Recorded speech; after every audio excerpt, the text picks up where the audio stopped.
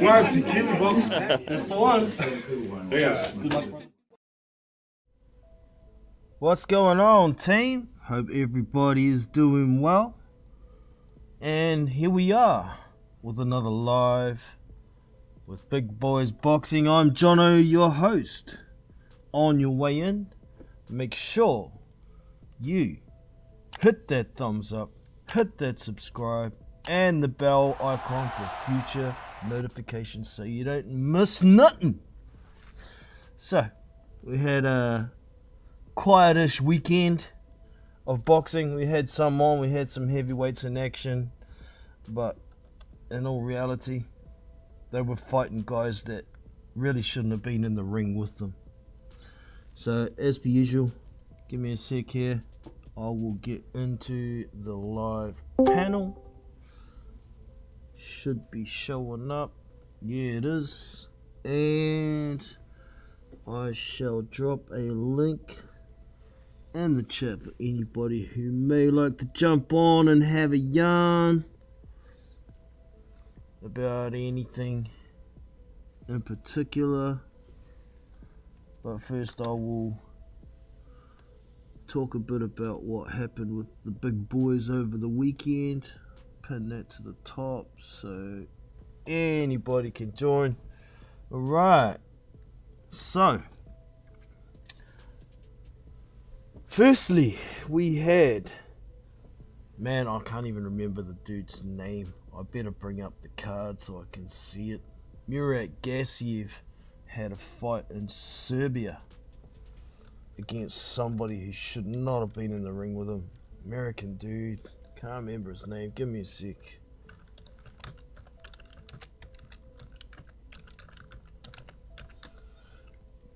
The reason I can't remember his name is because he's irrelevant. Right, so Murat Gassiev fought Carlos Welch, who at the time was 21-2 with one draw. American guy, 6'1", I believe. Yeah, 6'1", no registered reach. His record looks okay until you really look into his record. John Cortez was his last fight. Man, most of the guys he's fought were nobodies. His last fight was against a guy who was 12-10. The fight before that, dude was 38-8, and he managed to win that one in the 4th round. But this dude came in grossly out of shape. I'd picked a later stoppage for this one. I think I picked around 7, because I thought this guy's a little bit durable, but coming into the ring looking like he was disgusting. He got knocked out in the 1st round.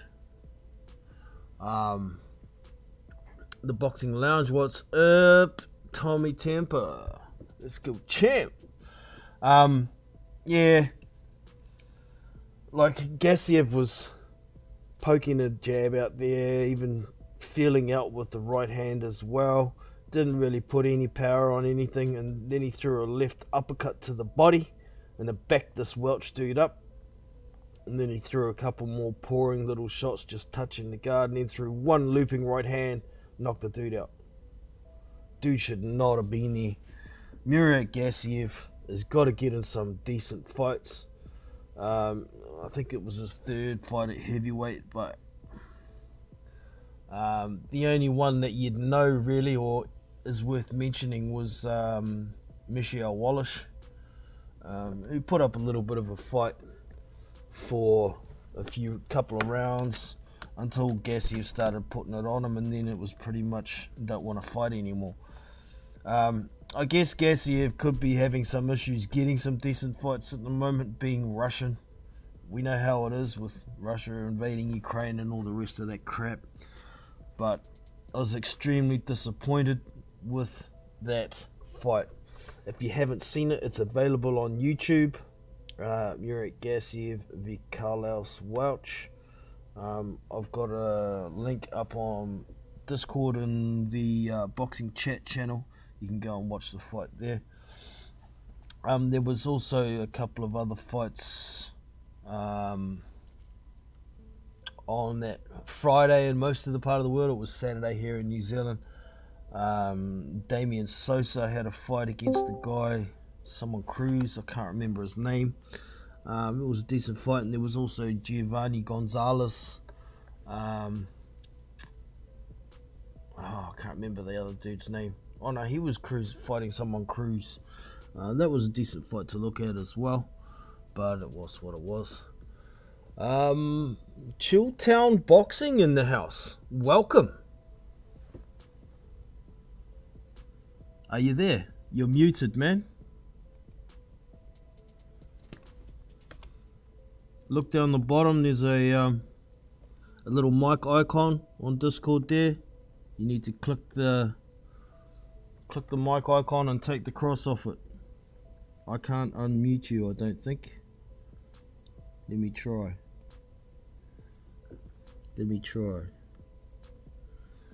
No, I can't do it. You have to do it yourself, man. Sorry.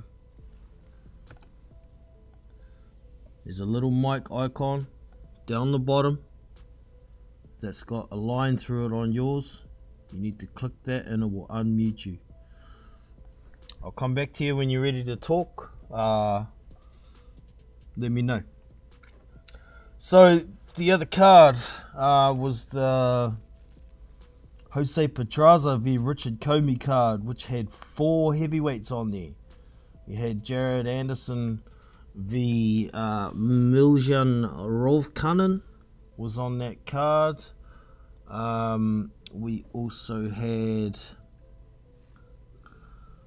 Richard Torres taking on, where is it? Can't remember the dude's name either. I will start with the Jared Anderson fight. Miljan Rovkanen ended up a second round knockout.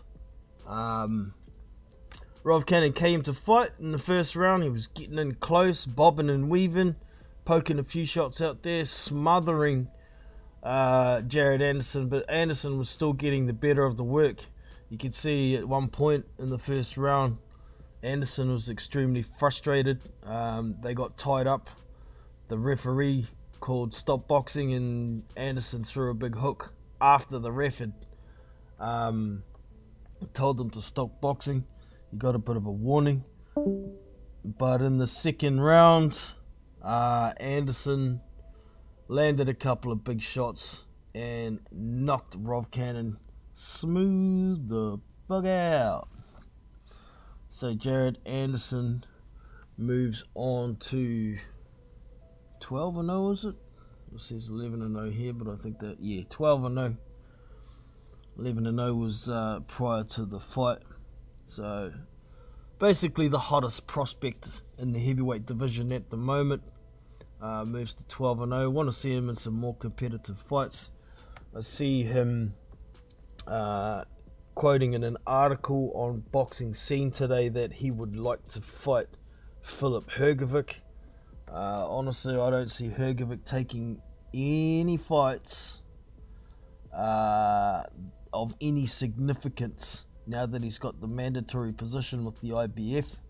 It's a possibility he may fight Anthony Joshua simply because the money would be so good, but any other fight of significance, I can't see him taking it. But I heard Anderson talking about Carlos Takam in an interview recently.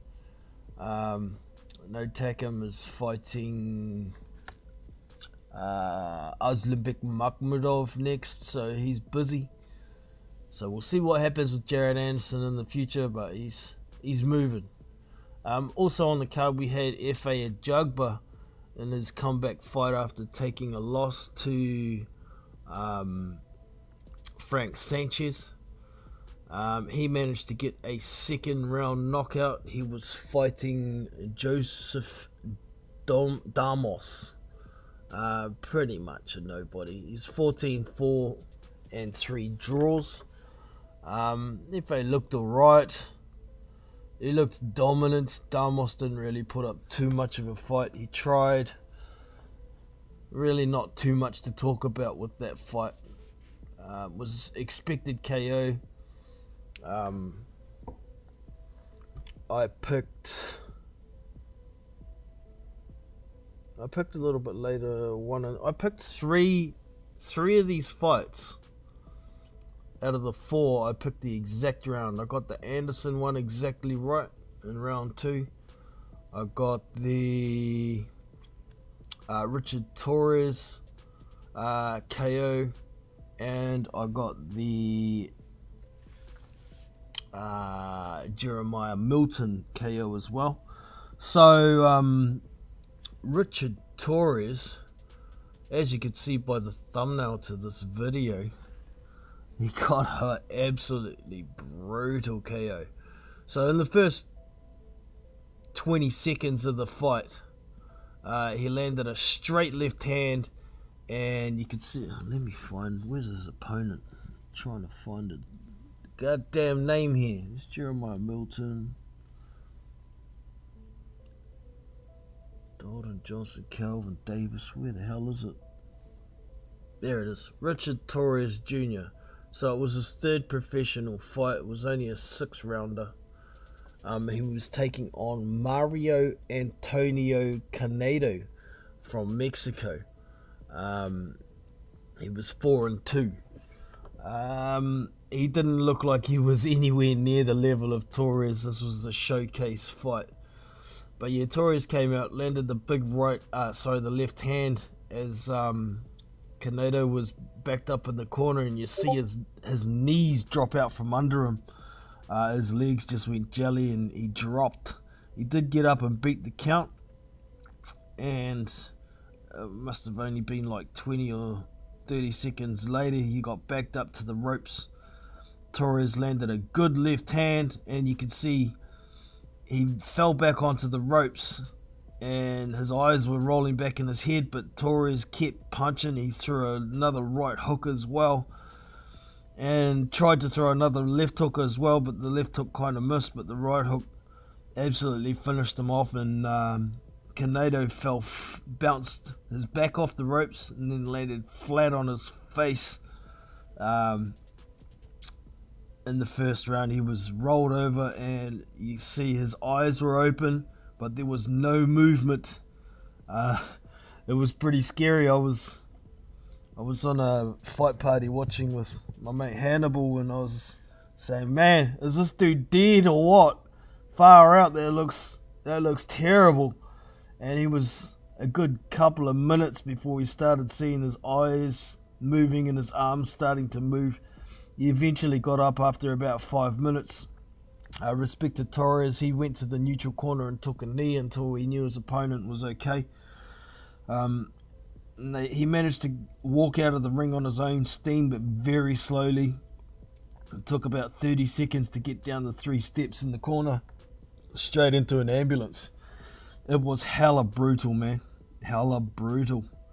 They got to stop putting these guys that are too many levels below in the ring with these higher level prospects. Richard Torres, as we know, was the Tokyo Olympic silver medalist, only losing the final to what's his name? That big tall, what's his name? Zhalilov. I can't remember his first name now either. But that was that fight. And also, like I said, we had Jeremiah Milton in action. It was in his 6th professional fight. He was taking on Nick Jones, and it looked reasonably competitive in the first round. Both guys were moving a bit, throwing good combinations. I think Milton still got the better of the first round, and it was, like I say, I was watching with my mate Hannibal, and we're going through my picks, and I said I'd pick the second round. It doesn't look like it's going to happen. Hannibal says, "Oh, well, you've got 8 seconds to go. You might get it." And then, boom! Nick Jones gets knocked out with the big right hand. at 2 minutes and 59 seconds of the second round. One punch knockout. So Jeremiah Milton moves on to 6-0.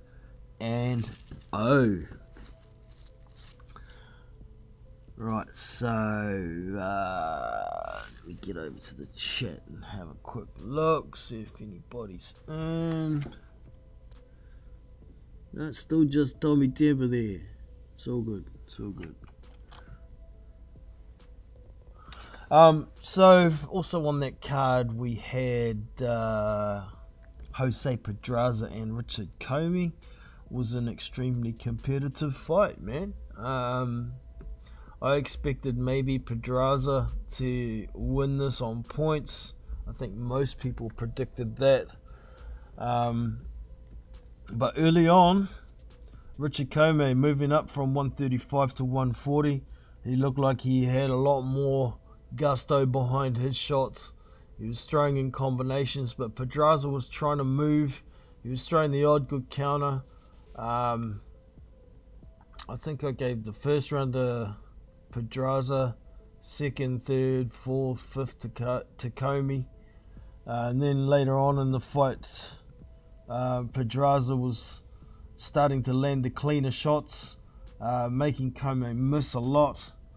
It was a 10-round fight. The 9th round in particular was a massive round for Pedraza, and Comey's corner gave him the 3rd degree after the 9th round. Told him he needs to get moving, get to do something, or he's going to lose this fight. And Comey came out, and I scored the last round to Comey, but the final scores ended up being 97-93 to Pedraza. I thought that scorecard was quite ridiculously wide. One of them was 94-96 to Comey, and the last card was 95-95. Personally, I scored it 95-95 as well. There was one close round in there that could have gone either way, I thought, and I think that's what the judge 94-96 gave to Richard Comey. Well, interestingly, the judge that I'm talking about here scored the last round to Pedraza. He scored the 8th to Comey, the 7th to Comey, the 6th to Comey, the 5th to Comey, the 4th to Pedraza, the 3rd to Comey, the 2nd to Comey, and the 1st to Pedraza. So all of the judges scored the 1st to Pedraza, all of them scored the 2nd to Comey, all of them scored the 3rd to Comey, all of them scored the 4th to Pedraza. There's a lot of consistency until we get to the 6th round. You can look that up on BoxRec anyway. But the score from the fans, they had 96-94 to Pedraza. So I think it's worth a rematch, this one. Richard Comey, I thought he wasn't looking like he used to, particularly in his last fight against Vasil Lomachenko. But moving up in weight, he actually looks a little bit better. Maybe the weight drain was a little bit too much for him at lightweight. So yeah, I wouldn't mind seeing a rematch for that one. It was a decent fight. So since nobody's on at the moment, what's his name? The guy who was in obviously couldn't figure out how to unmute himself or set his mic up or something, unfortunately. So we'll move on to what we're looking at in the future. Next weekend we have a heavyweight dust-up. It is the main event of the card, being Andy Ruiz Jr., who's 34-2, taking on Luis King Kong Ortiz, who is 32-2. It's an interesting fight. Luis Ortiz, for me, is well past his best. I mean, what if they got him listed as on BoxRec for his age now? Like 43? Where is it?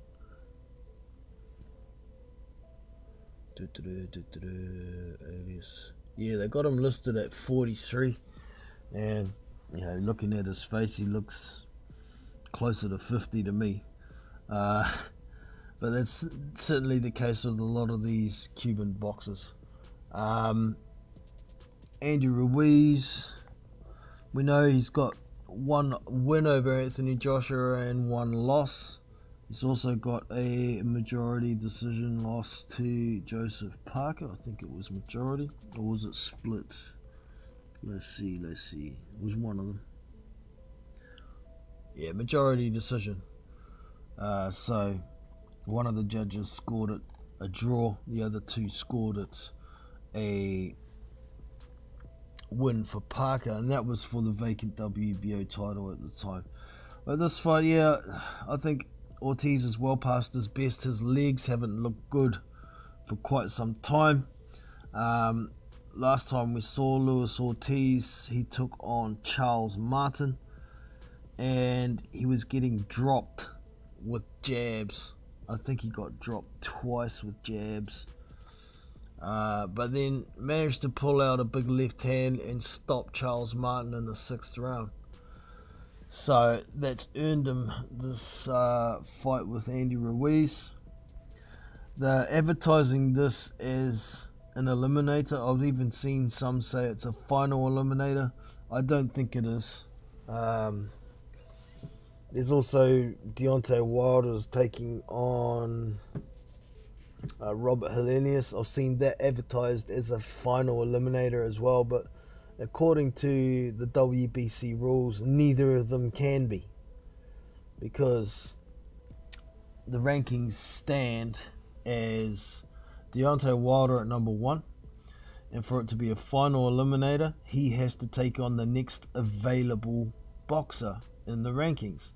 So number 2 is Joe Joyce and number 3 is Joseph Parker. We know they are fighting already, so neither of them are available, but the next available guy is Frank Sanchez, and he isn't in any of these fights. So I can see it possibly being an eliminator of some sort. Both of them could be eliminators, but shit, one of them's the winner of one of those fights, probably Wilder, would have to take on Frank Sanchez to be a final eliminator for the WBC mandatory position. If any of them are final eliminators without Frank Sanchez being involved, then it's more we breed confusion from the WBC, disregarding their rules as usual. It's a freaking joke a lot of the time. So that fight is interesting. I'm picking Andy Ruiz to win the fight, possibly by a late stoppage. I don't think Andy Ruiz has big power, never has, but he's got, for me, the fastest hands out of the top guys in the division. Luis Ortiz, with his age, slowing down a lot, and I think he's taken too much damage from the 2 fights against Deontay Wilder. If he's getting dropped with jabs by Charles Martin, he doesn't exactly have a great jab.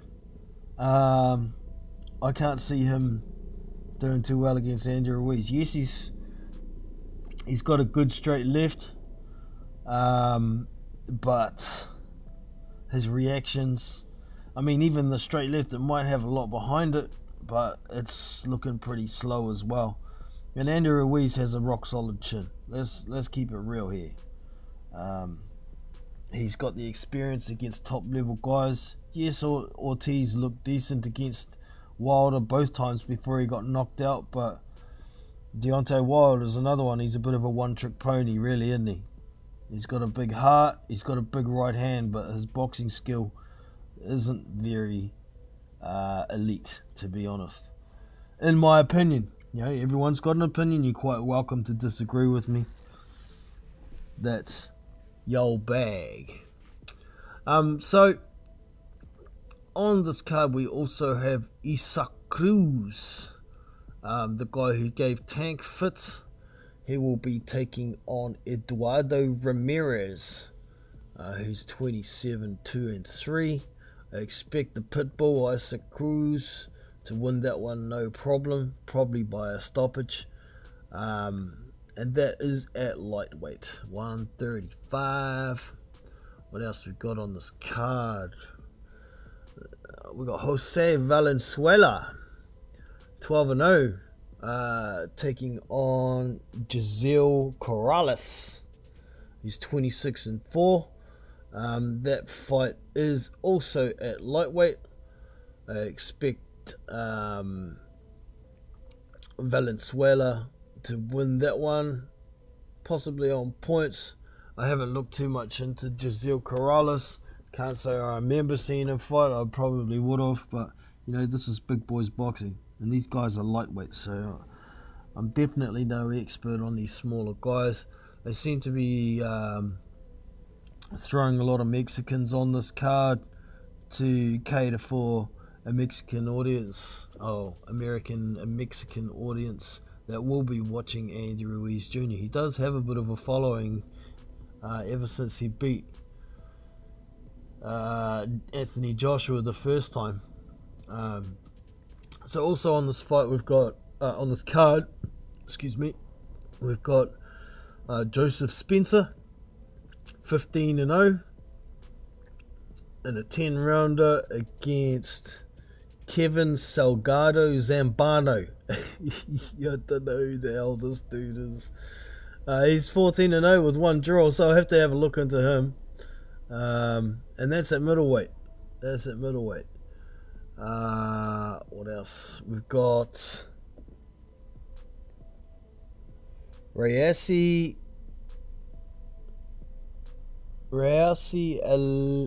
how do we say this?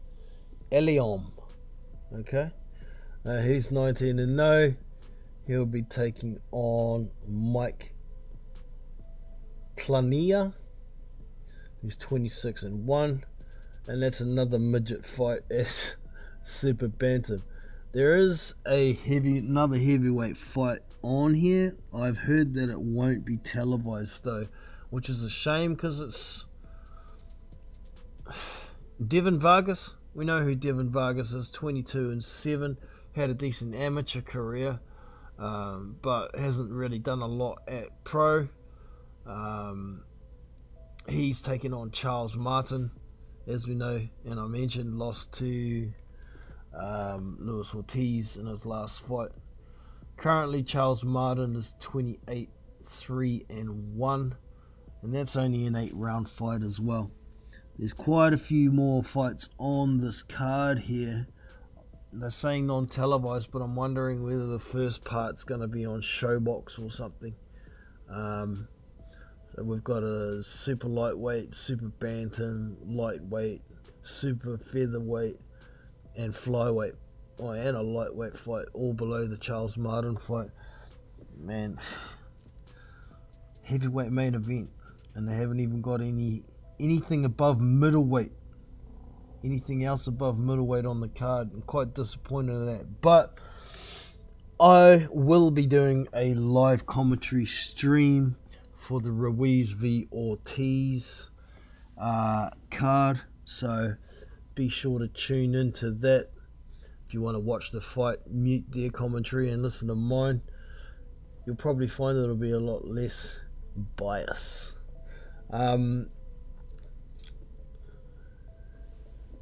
Adari in the house, good to have you in, man. Jared Anderson versus Kubrat Pulev. Yeah, man, that's a good stepping stone fight for Jared Anderson, in my opinion. He needs to step up his competition currently. He's 12 fights in now. Enough of these journeyman kind of level guys. I mean, a lot of people were saying that Mujan Rovkanen would be his best opponent to date, but I disagree with that. I think even Kingsley Ibe was better than this dude. No disrespect to Miljan Rovkanen, though. It was his first fight in America. He came in shape, and you could see in that first round he was coming to try and win. He wasn't scared of Jared Anderson, but he was just well outclassed. And he got put to sleep in that second round. Somebody get this man a pillow! It's one of those ones, man. But yeah, we got some good heavyweight fights coming in the future. We've got that Wilder Helenius that I mentioned already. We've got Parker v Joyce. We've got Makhmudov and Takim. We've got a fair few fights coming up. So it's been a bit of a quiet first half of the year, really, for the heavyweight. So I'm pretty happy that we've got something decent to look forward to. A few more live commentary streams that I can do, and I've actually got a new tool for the live commentary streams. Actually, I can show you guys, just since nobody else is around. I'll show you just for shits and giggles. So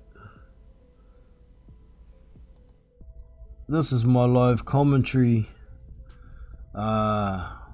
overlay, and as you can see, we've got a scorecard thing there now, so I can do a live scorecard. What do we got? Ruiz Jr. and Ortiz, head start, and Buyakasha. My scores will be live running. Don't have to add them up, it's automatic down the bottom, so that'll be a good additive to the live commentary stream. And just by coincidence, this boxer that's being shown here is a New Zealand boxer born in Samoa. His given name was Jimmy Thunder, or James Snell Piel was his given name, but he was known as Jimmy Thunder. As a kid, 7 years old, he was the first boxer that I was allowed to watch. I watched him try to qualify for... I watched him in the Commonwealth Games first, actually. And then watched him try to qualify for the Olympics in a failing attempt. But he had a pretty decent professional career. He's best known, if you look at YouTube and look for Jimmy Thunder v Crawford Grimsley, you'll see what should have been the fastest knockout in history, but the ref started counting when this guy it was the first punch. They both came out to the middle. Jimmy Thunder threw a big overhand right, knocked this dude clean out, and he was on his back, trying to box on his back. Knocked out, didn't know where he was, but the referee counted. If the referee hadn't counted and waved it off like he should have, it would have been the fastest knockout in history in the pros. But yeah, that is what it is. So, but yeah, yes, subscribe, bell notification, yay! Turn that off. Right, so back to the chat for any final wrap-up comments. Nah, nobody else is in, so I guess we shall leave it at that. A couple of things. Tyson Fury has been given a week extension by the WBC to confirm the status of his retirement or not. They're saying it's because of the stabbing of his cousin. But in all reality, the WBC don't really care about that. They care more about money. And Tyson Fury has told Alexander, he's gone public to the world and said, if you want me to fight Alexander Usyk for Undisputed, you're going to give me $500 million. You've got till the 1st of September. Send your offers to my lawyer. And coincidentally, this extension from the WBC ends on the 2nd of September. So that's what it's about. WBC are hoping that they can get their 3% or whatever it is of a massive first purse for Undisputed before they strip that belt off Tyson Fury. In all reality, there ain't no way in hell Tyson Fury's going to get $500 million to fight Alexander Usyk. Nobody wants to throw away at least $400 million because that fight will be lucky to make $100 million combined. So we'll see what happens. Alexander Usyk has said, I want Tyson Fury. If I'm not fighting Tyson Fury, I'm not fighting at all. And for my opinion, he's got nothing left to prove. If he doesn't want to fight because Tyson Fury ducks him, so be it. He's already been undisputed at cruiserweight in a short amount of fights. He cleaned all the best of the division out there. He only had 3 fights at heavyweight, 4 fights at heavyweight now, but he became unified 3-belt champion at heavyweight in 3 fights at heavyweight. As far as I'm concerned, he's already qualified to be in the Hall of Fame. If he can manage to get that fight against Fury and beat Fury, he's going to be an ACG for me. Not one of the top ones, but yeah, definitely one of the better fights up the top there for me. Dan the man in the house, what up? I really don't think Fury wants to fight Usyk. I hope I'm wrong. Yeah, I'm in that boat too. I don't believe he wants to fight him. I mean, he says he was going to fight Anthony Joshua for free, even though that's a massive money fight. But he doesn't want. He wants $500 million to fight this apparently middleweight, because he started as a teenager in the amateurs at middleweight. Because he's foreign, because he doesn't speak English, basically because he can't trash talk him and get inside his head. And even if Usyk did speak English, I think he actually understands most English, does Usyk. He's a consummate professional, and none of that bullshit will get to Usyk anyway. But in my opinion, I think depending on what referee, if that fight gets made, depending on that the referee, Tyson Fury could beat Usyk if he's allowed to get away with holding and hitting as he's done in the past, laying all over his opponent, pushing, basically dirty boxing. That size difference could play a major factor in possibly beat Usyk. But if he gets a referee that doesn't allow much of that shit, then Tyson Fury's going to have fits with Alexander Usyk. He's not going to be able to track him down. He's not going to be able to hold him to hit him. I saw Steve Cunningham do a interview with, I think it was Fight Hype. It was Fight Hype. I was watching it a couple of days ago, and Cunningham was giving some good information about how he thinks Usyk would beat him. Obviously, Steve Cunningham has a bit of a grudge against Fury, considering when he fought him in that fight where he knocked down Tyson Fury, the finishing punch from Tyson was Tyson had to hold him with his left hand and hit him with the right hand because he couldn't track him down too fast. So that's what I mean by, if a referee lets Tyson get away with that sort of shit, then it's possible he can beat Usyk. But there ain't no way it's going to be an easy night for Tyson against Usyk if the referee stops that dirty shit. In fact, if the dirty shit stopped, I think Usyk wins. So what other news is there? There ain't really much else to talk about at present. But we've got a few fights coming up, like I'd already mentioned. I'm looking forward to some of those good competitive higher level heavyweight fights.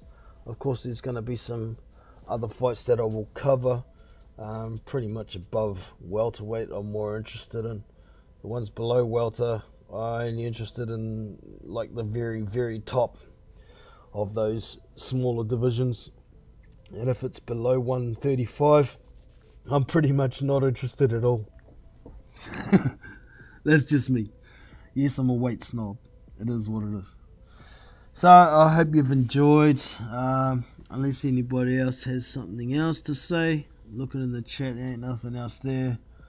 So I'll wrap this one up and do another video or two later on in the week, maybe even a live, covering more about what's coming up. I haven't looked into the schedule too much yet. There is that all-women's card that I'm actually looking forward to with Clarissa Shields and Savannah Marshall and Michaela Mayer and Alicia Baumgardner. Definitely of interest, but I'm not a big women's boxing fan, but those kind of fights, top echelon, fighting each other, definitely grabs my interest. That's not till the 10th of September. The Ruiz-Ortiz card is on the 6th of September. So that's it. I'm going to wrap this one up. Hope you all enjoyed, and I'll catch y'all in the next one. I'm out. So that's us for today. I hope you have enjoyed. You can show your appreciation with a thumbs up and subscribe to the channel if you haven't already. Be sure to check out our Discord community, where you can find boxing news, fight links, live streamed fights, and much more. So look after yourself and your family.